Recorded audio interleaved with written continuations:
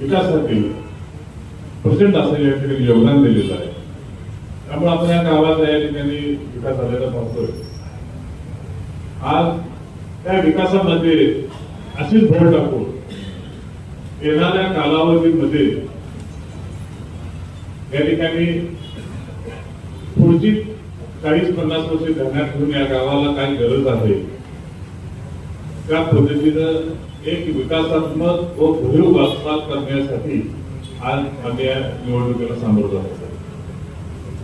या ठिकाणी या निवडणुकीच्या पार्श्वभूमीवर त्या ठिकाणी आदरणीय एकनाथ शिंदे साहेब असतील, आदरणीय शिवराज साहेब असतील, त्यांनी आम्हाला या ठिकाणी गावाच्या विकासासाठी खूप चांगल्या ठिकाणी मदत केली.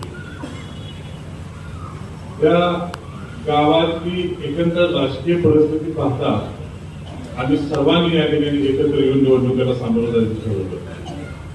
आज आघाडीच्या माध्यमातून आम्ही सामोरं जात असताना त्या मग साहेबांनी सांगितलं या गावाचं अस्तित्व, गावाची अस्मिता आणि अखंड विकासाचा महामेरू या ठिकाणी जोडण्यासाठी आज आपल्याला या निवडणुकीच्या माध्यमातून सामोरं जायचं. नुसती ही निवडणूक राजकीय दृष्ट्या घेऊन जमणार नाही आपल्याला.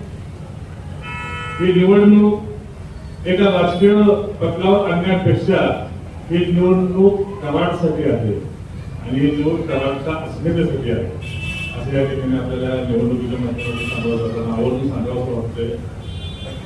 त्या ठिकाणी निवडणुकीला सामोरं जात असताना आम्ही सर्वजण विकासाच्या मुद्द्यावर या ठिकाणी निवडणुकीला सामोरं जातो. आम्हाला व्यक्तिगत बाजूची करायची नाही, आम्हाला फक्त विकासावर बोलायचं आहे. आणि त्या ही निवडणूक कराड शहराच्या विकासाच्या दृष्टिकोनातून एक माइलस्टोन ठरणारी निवडणूक आहे असं मला वाटतं.